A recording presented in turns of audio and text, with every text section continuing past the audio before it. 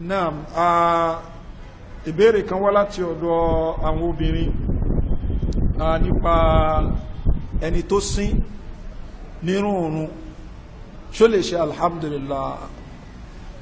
Ó yẹ kó ṣe alhamdulillah tó bá sín nínú òrun, ó yẹ kó ṣe alhamdulillah. Tí ó bá ṣe alhamdulillah kò ṣe in tó yẹ kó ṣe. Naam, alhamdulillah dhikru ni, kò sí ní ipò pé yẹn sọ̀rọ̀ lásán. Ṣùgbọ́n wàtá bá gbọ́ sínsín tóun sín nígbà tóun bá ṣe alhamdulillah, àwọn oníṣọ yarhamukallah fún. Ṣùgbọ́n òun súnnà ní kóun ṣe alhamdulillah, ó ṣe ìrántí Ọlọ́run bá ní. Ṣùgbọ́n àwọn oníṣọ yarhamukallah, torí pé bá sọ yarhamukallah aṣàdúà fún ni, ìyẹn dẹ̀ ní bí ọ̀rọ̀ ti wà nìyẹn. So ló jẹ́ pé nígbàtí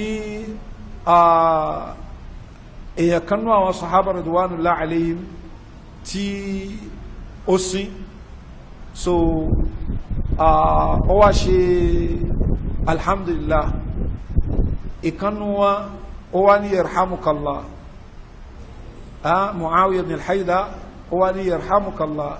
So ìgbà tó sọ yarhamukallah yẹn, àwọn èèyàn wá fojú ẹ̀gbẹ́ wo báyìí ìpé kò yẹ kó sọ yarhamukallah. Ẹni tá ń sọ ìwòrí ẹ̀ṣẹ̀ gba ìsìláàmù dẹ̀ni, ó ti gbọ́ wá sí pé tí yẹn bá sín kó ṣe alhamdulillah.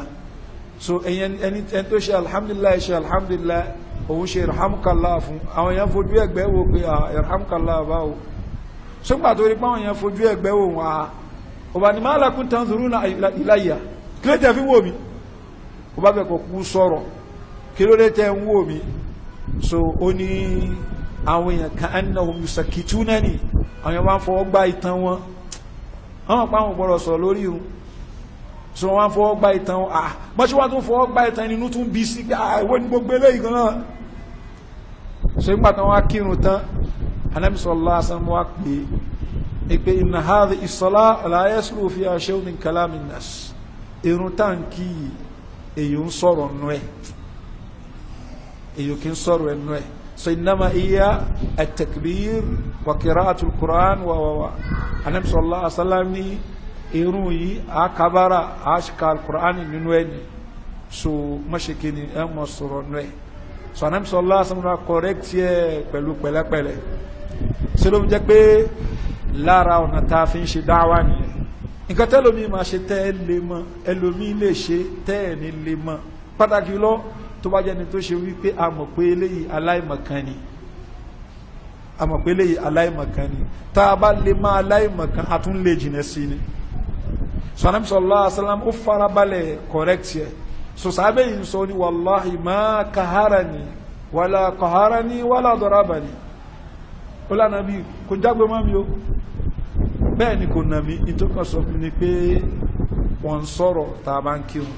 Ṣùgbọ́n ẹni tó sọ alhamdulillah, Ànábì sallallahu alaihi wasallam takò yẹn torí pé zikru ló sọ. Ṣùgbọ́n àwọn ò ní sọ yarhamukallah ní sọ fún. So ìtafẹ́ ló ń bẹ́ nìyẹn.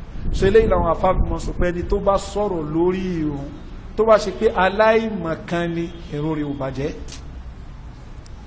tó bá ipá aláìmọ̀kan ni irun rẹ̀. Ṣùgbọ́n ẹni tó mọ̀ pé kò yẹ kó ń sọ̀rọ̀ tó bá sọ̀rọ̀, irun rẹ̀ ṣe kí ni, irun ẹ̀ bàjẹ́. So kò jẹ́ bí ẹ ṣe jẹ́ Allahu a'lam. So